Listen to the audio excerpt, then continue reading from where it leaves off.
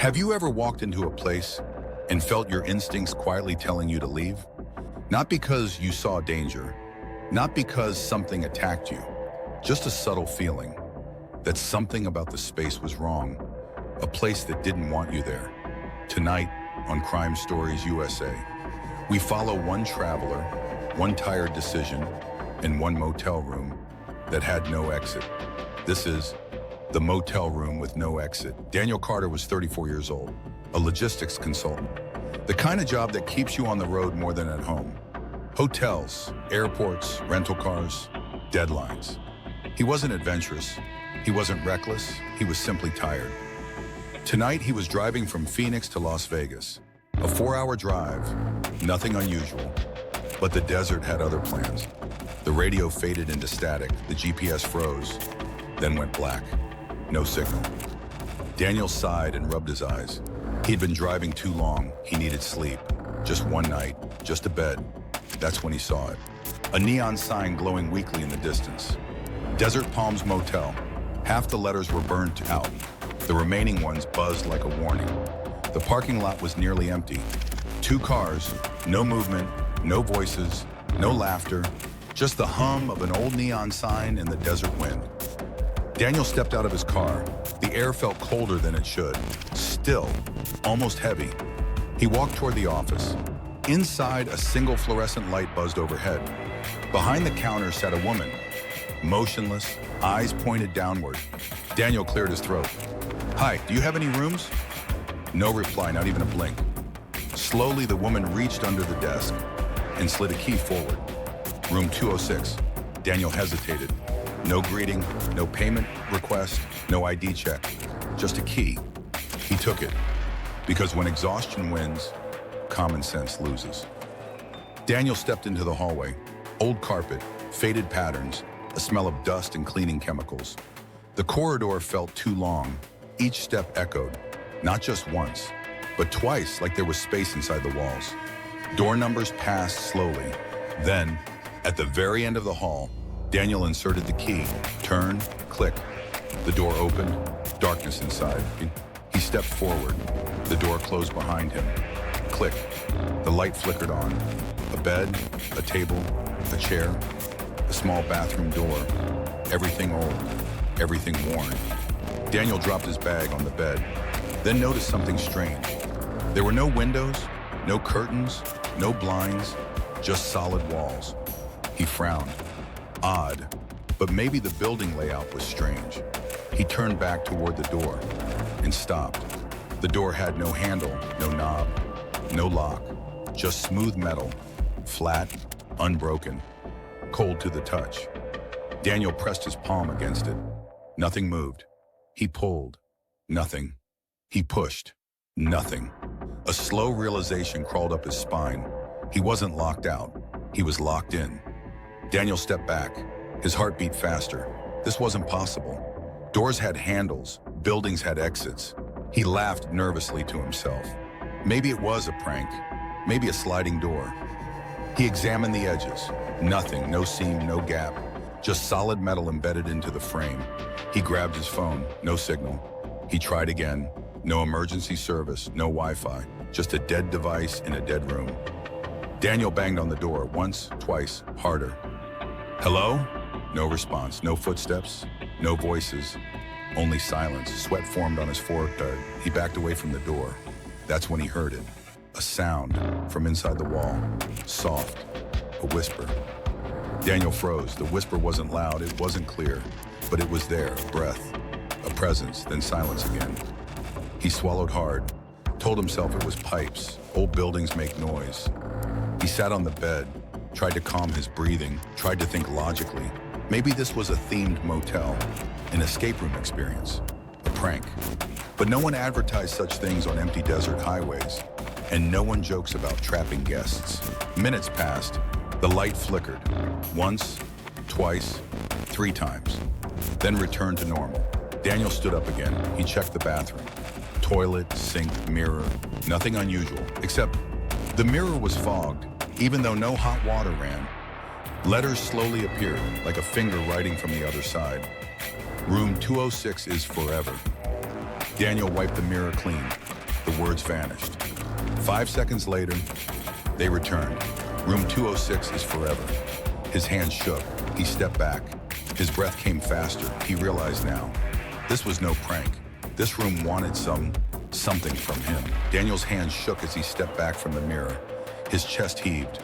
Every instinct screamed at him to leave, but there was no way out. The room was silent, except for a soft, rhythmic whisper. He turned slowly. "Guests never leave," the voice repeated. Not from the walls, not from the door. It seemed inside his head. Daniel pressed his palms against his ears, tried to focus, tried to rationalize. Maybe exhaustion was playing tricks. Maybe this was stress. Maybe. The whisper continued. "You cannot leave. Room 206. Daniel ran to the door. He pushed, pulled, kicked. Nothing moved. He screamed. No sound came out of the room. Only the whisper. A low, cold draft brushed past him, and the temperature dropped. Minutes passed, or hours, Daniel couldn't tell. Time seemed distorted inside the room. The shadows on the wall stretched unnaturally. The flickering light left strange shapes that weren't there before. He grabbed the chair and threw it at the door. It hit and fell back into the room. Nothing. Then the bathroom light flickered again. Daniel approached slowly. The mirror fogged once more. New words appeared. "You belong here." Daniel staggered back. Every instinct screamed to leave. Every rational thought said, "This isn't real." But the room knew him. The whispers intensified. Faint footsteps echoed behind him, but the room was empty. Hours, maybe minutes, passed. Daniel tried to sleep on the bed, but he couldn't. The room refused. The whispers spoke louder now, as if the walls themselves had a voice. "You cannot leave. You will never leave. Room 206 is forever." He covered his head with the pillow, but the voice persisted. Then he noticed the walls were moving, not literally, but the shadows shifted, forming shapes that looked like faces. Silent mouths opening, eyes watching. He stumbled back, trying to scream, but no sound escaped. Daniel searched for anything to defend himself. A chair, a lamp, anything. Nothing worked. Then he noticed a small panel in the corner of the room. A vent? He tried to open it. Locked. No handle. He tried pulling the carpet. Beneath it, only more cold, smooth floor. The room had no exit. Daniel remembered reading online about old desert motels. Stories of rooms that trapped people, of guests who never checked out, of rooms that appeared normal, until they didn't. He laughed nervously to himself. Stories for tourists, stories for clicks. But this room was different. The air seemed to thicken. The shadows moved closer. The whisper turned into a voice. "Do you understand now?" Daniel froze. "I am room 206. And then, silence. Daniel didn't sleep. He didn't eat. He didn't leave the corner near the door. Time passed strangely. Hours became minutes. Minutes became hours.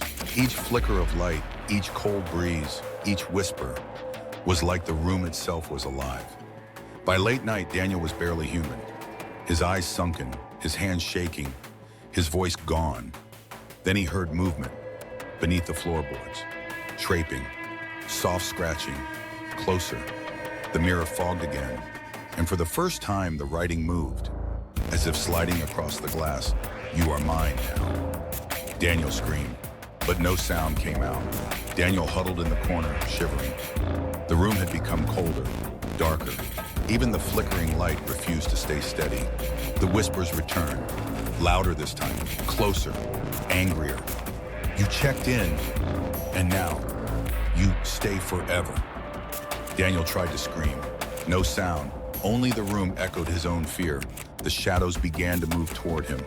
Faceless figures forming from the walls themselves, hands reaching out, silent mouths opening.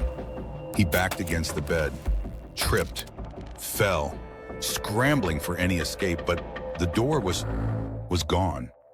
The panel, the walls, even the ceiling and floor seemed alive. Every attempt to move was met with resistance. A weight pressing down, slowing him. And then the whisper changed. "Sleep now, and wake nowhere." Daniel's eyelids grew heavy. Every muscle weakened. The shadows surrounded him, cold fingers brushing against his skin. And he closed his eyes. Sunlight pierced the motel parking lot hours later.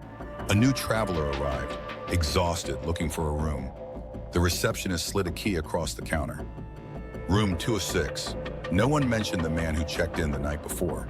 No records, no paperwork, no trace of Daniel Carter. Cleaning staff entered later. The bed was unmade. The room smelled faintly of sweat and fear. The door had scratch marks from the inside. No one had touched the door. No one could explain it. But the marks were deep, jagged, fresh.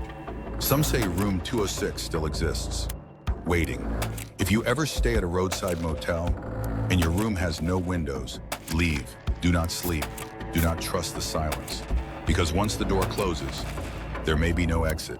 Subscribe to Crime Stories USA, where every story hides a secret and every secret has a price.